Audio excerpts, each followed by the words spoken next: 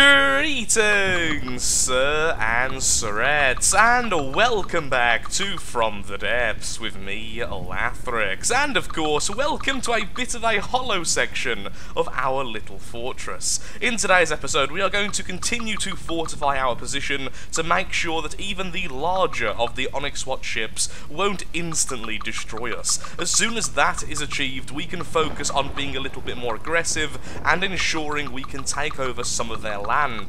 We really do, though, need some new vehicles. The firework, although being very effective at the moment, is only really being effective because it is fighting enemies which are not specialised in any way to counter air targets. As soon as something will fire at them, and something eventually will with any efficiency, they're going to go down, because I still class them as being broke at the moment because of shield changes and other things. Well, engine changes, I should say, amongst some other things, leading them to being not exactly in the best position ever.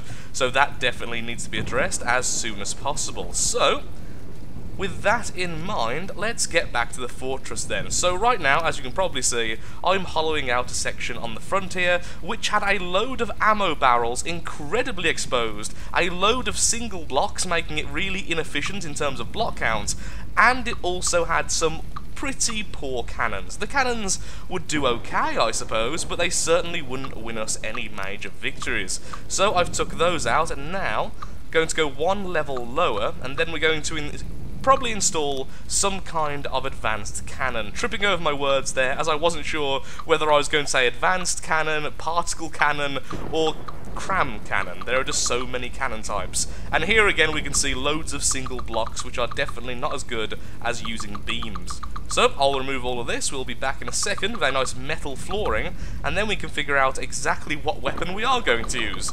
Probably advanced cannon. There are two more enemies now finally heading towards us, and I haven't even managed to put down the metal flooring yet. So what we're going to do, since I'm not sure what these enemies are, is we're going to quickly add yet another firework to our group. It's not really something I want to do much more, adding the fireworks. Although the fireworks are effective, like I say, it's kind of boring using the same ships we were using in the last season, so I will try and make a new ship as soon as we get a little bit of downtime once we're finished with the fortress. Until then, we're going to just keep on adding more and more of our broken little plane into our group, or thrustercraft, depending on how you actually want to call it. You're also not healing, which is very silly. Now, I will need to edit this thing's AI before it gets into battle, so you're going to tie up them, which makes this a separate group. Wait for it to heal a bit more. Let's just do this, so it's now taking from just the fishing hole. There we go. So we can get some metal and natural resource in it, which means it can actually repair itself in the battle, which is generally a good thing, and it's too late. Okay, so the problem is, we haven't set up its AI in time because I wasn't paying attention, which means it will be on a collision course with number 2 here. I tend to keep the AI basically blank until I can edit them myself, just to make sure that everyone has a bit of a different AI. It's a nice simple way of making sure planes work together in a nice synchronized manner. So, we definitely want the flagship, because well, it's actually called the fishing hole because it's long-range weaponry, and we don't want the rapier because that's just a nice supply grabber. This is a churl, or a curl, depending on if the H is silent or not. I have no idea what this is, so let's just get into the battle and see how we do. And yes, we will bring the other firework because it's still a firework even if it's not fully repaired yet. And so battle begins, instantly attacking the enemy. Oh wow, that is an awesome looking ship. So that is the churl, and as we can see, the laser is doing a good job already, although we are running out of power very quickly. Adding all of those laser destabilizers last time has increased our damage significantly, but it's also made us a little bit less reliable in terms of damage per second. Oh dear, will these hit us? I'm really hoping not. Oh no, it's the firework it's aiming at! The one that can't move! Oh. AI dead. Apparently the EMP did its job pretty darn well. In the mist, we see the death of the churl. Wait, is that 2 ships? Okay, the churls. Or something. Okay, that explains why it looks so odd. I just thought that middle section was like an extra piece of armor or something. Nope. Apparently they were just randomly connected. Well done, fireworks. And there's the missiles from the fortress, actually doing a really good job. That went straight through the back there. Of course, the enemy is still mostly made out of wood. I am still tempted, I've got to be honest, to simply make that area where the new turret's going to be into a giant missile silo. It's just so easy to do, and it's an easy option to make sure you can survive onslaughts like this early on, because look! Only one or two of the missiles will miss at a time, and it's so reliable, it's lovely. Of course, now the fireworks are out of ammo, because, like I said before, they don't really have that mechanism anymore, and the laser's out of power. We're good at the start of battles, then we get really, really bad. That's kind of the case for everything at the moment. I'm assuming this is the Churl, 'cause I haven't seen this ship before. Yeah, okay, so that's the Churl. Now, I would try and capture it, but sadly, there's no way out of a firework. I don't really have an escape hatch or anything. If we just go on board here. See, there's no way out. We're basically boxed in here, so if I wanted to jump out, it would be an absolute nightmare, but I kind of want to, though, so let's see. Can I make an escape hatch? Come on, jump out. Yes! Oh, too damaged. Well, at least now that one we can actually jump out, and it's quite an easy thing to do, so we can do it next time if we need to. Does that laser hurt the player if it gets hit by it? I don't want to test it out, but good to know. Any chance I can get there in time? I very much doubt it. Enemy dead, okay. Honestly, that battle was a little bit telling that we really do need to focus on overall damage. That's why saying about a missile launcher would be really good, or... That's very loud, because I was just in the face of an engine. Or even just an advanced cannon, just something with a more reliable shooting speed that doesn't run out of power in seconds. That's you, laser destabilizer powered laser of happiness. Okay. Well, that fireworks having a dance to celebrate our victory. Let's get back to repairing it. Oh, it may have now actually been fully repaired. Hurrah for that. Which means we can summon it in. And I'll just quickly set up the AI on this thing, and we're good to go with one more firework to the collection, although I will be changing this now into fragment warheads, because it just makes everything a lot easier.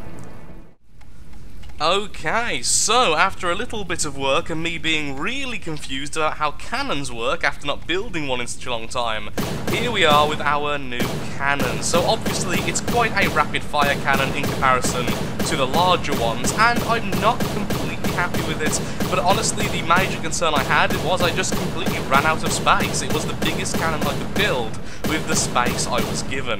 So each of these are 80mm shells, they are flak, so will detonate upon hitting a target, and they do have timed fuses, meaning if they don't hit the target in the estimated time, they're simply going to detonate anyway. Now this really is an anti-air weapon, but I found that flak is just so good at doing consistent damage, even against more naval targets, more waterbound targets.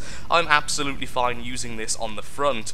Also, it's the type of advanced cannon I've had the most experience with, as if you look at almost all of my designs in the past, every time I end up building an advanced cannon, with the exception of the minigun on the Hellmouth, they have always been flak, as I just find them to be the most useful in the most situations. So there we are, isn't it a lovely brute of technology?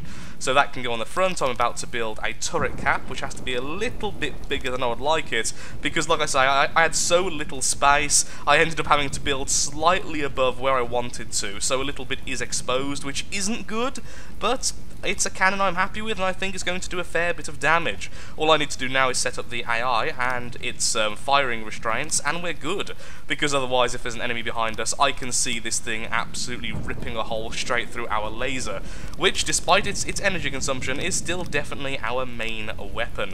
How am I going to do this? Okay, just like that. Okay, that's fine. I thought I was going to end up with gaps in the armor there. Also, can this actually turn... Oh, wait, no. So this is the turning point here. 1, 2, 3. Ah, that won't be able to turn. Okay, I've got to make it even bigger. I'm actually tempted to copy the turret and build a piece of armor a little bit lower than we're currently looking at, just to make sure the turret cap isn't ridiculously huge, but at the same time I don't want to go underneath the outside armor, which would happen. Okay, how about now? Yep, okay, we can definitely do a beautiful 360 of our surroundings, so the turret is absolutely fine right there. So I'll just continue armouring this up, and we'll see if an enemy will attack to actually help us test this thing out. But before I forget, I'm not going to keep this here permanently, but, where is it? I just want to quickly add a mainframe, just to make sure we can actually fire upon an enemy being seen. A little bit dark at the moment. Apparently the sky is going a weird orangey brown despite being midday, but I do need to speak about our lovely turret. So I've changed the shells a bit, and I've changed the turret itself. It now fires 100mm shots, and each of the shots are now much heavier in flak and less so in gunpowder. So they are slower firing shots, they go through the air slower and we shoot them slower, but they are a lot more devastating, more damage per shot with a larger area of effect. So hopefully, despite being flak, they should be better against ships and against fortresses than their older version. Although I still think they should do okay against airborne units. As you can see, it's not like the shells are actually very slow and can go for a very long distance. And of course, they are still timed shells, meaning they will explode near a target if they miss. Also doing this means I've shrunk down the top section so we don't have to put the turret any lower, and we can now work on the turret cap itself. Well, I was going to build the turret cap right now, but first of all, we need to make sure we can still fire in a 360 arc. And the reason why we need to check this again is because, of course, I've made this area a lot smaller than it was a second ago. And yes, okay, absolutely fantastic. Honestly, I wasn't expecting that to work. Look how close that is to the front armor. So now, what I can do is go ahead and go on the inside, cover it in metal around the turret, and perhaps extend the armor a little bit on the front, just to make sure any armor-piercing rounds don't instantly destroy the explosive and very frail turret within. I'm actually quite happy with this turret. It's not the best, but it's cheap and easy to replicate, so we could add these all over the fortress very easily, and they're a jack-of-all-trades turret. Decent damage, decent fire rate, decent range, and decent against all types of enemies, including flyers and heavily armoured opponents. So, just a good standard weapon, I guess. Well, it seems like we don't have a chance to finish off the turret cap just yet, but thankfully I did have enough time to armour up the inside near the turret and add a new set of batteries and some more RTGs, so hopefully our lovely laser will be able to stay functional a bit longer in this battle. I should have checked what the enemy were first. So, who exactly are the enemy then? Do we have the rapier? Yes we do. Didn't actually want the rapier. Do we now have the flagship? Yes we do. There we go. Sorry, the fishing hole. It's got flagship next to it, so naturally I read it. What do we have? We have a Bailey, we have an Essen, and we have a Nightingale. I don't know what the Nightingale is, I do know what those two are. Okay, so I think I'm fairly confident with this battle anyway. Let's get all our lovely ships and planes moved out in different ways. There we are. And just begin the battle, I suppose. Let's see how the turret actually does. Even if right now it has almost no armor around the top of it. Oh, we're facing the wrong way. But oh well, we're still firing.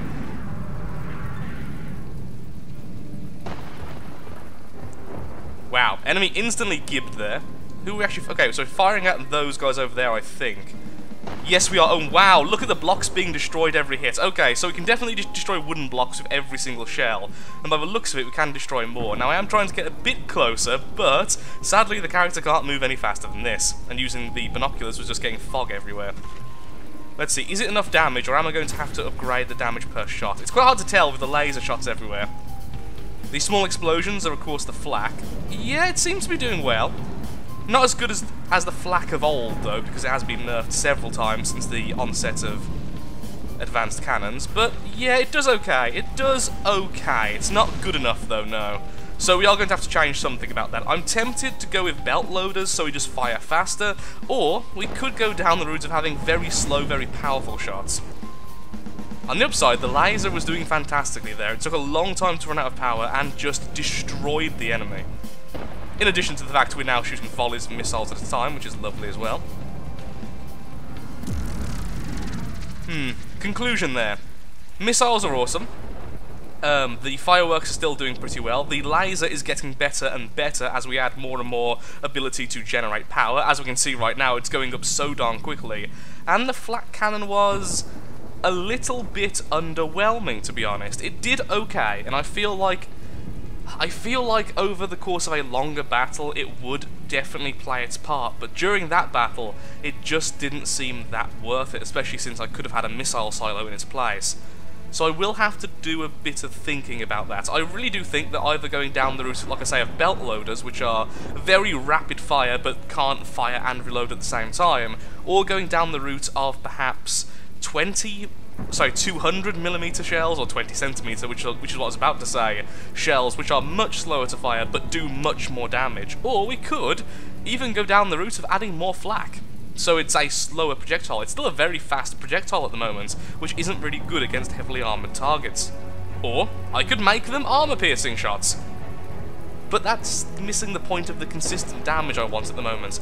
I will have a think about it between episodes, I feel. I don't have enough time today. So let's get to work on the turret cap. Oh, after I spend some of that crystal and add some more RTGs. At long last, we can finally work on the turret cap itself. That took a very long time, but here we go then. So looking back at the footage, I did notice a couple of things. The first thing I would like to mention is I was being a little bit harsh on the turret itself. Honestly, it didn't do a terrible job. It didn't do the best job in the world, certainly, but being a jack-of-all-trades turret, it still did well, especially in some of the shots, just utterly obliterating sections of the enemy vehicle. Now, I do realise that perhaps building a jack-of-all-trades turret right now might not be the best thing against the Onyx Watch, because of course the Onyx Watch don't really have particularly fast vehicles. I think they have a couple. I can't name them though, because I can't think of their names right now, but not exactly in any high number. So, do I really need this right now is the question, and I think the answer, sadly, is just no. I mean, why would I actually need that? Now, do we have a square corner? Yes, we do. Can we put this in the way I want to? No, we won't be able to. Okay. I was thinking this would fit in a way a little bit different than that, but sadly not. Okay, so let's stop, there we go. No. I still can't control this, by the way. All of these hours playing this game, and I still struggle so much doing the basic controls there. So it will have to be that, which is a shame, but oh well. There we are, and that's looking okay, to be honest. Very dark right now, we'll paint it up a little bit later, but the problem is I do want the turret to come out a little bit more, and I don't think that will look particularly good. How about we go down the minimum route of this, and do something more akin to this. Armour up the front again, like so. Okay, it's now protecting the most vulnerable piece of the barrel a little bit more, and it's quite stunty, and it looks quite heavily fortified. Now, a question. Do we add armour in this section here down the centre? Because doing this would be really good for reinforcing again the most vulnerable section. But it just looks weird when the turret tries to fire upwards. The barrels are going to clip straight through the metal, which is completely fine in this game. The physics allow this wholeheartedly. But is it something I want on this turret cap? Yeah, I think it is. Okay, we're going to stick with this. That way we're also arming up the mantlet by adding this little section on top.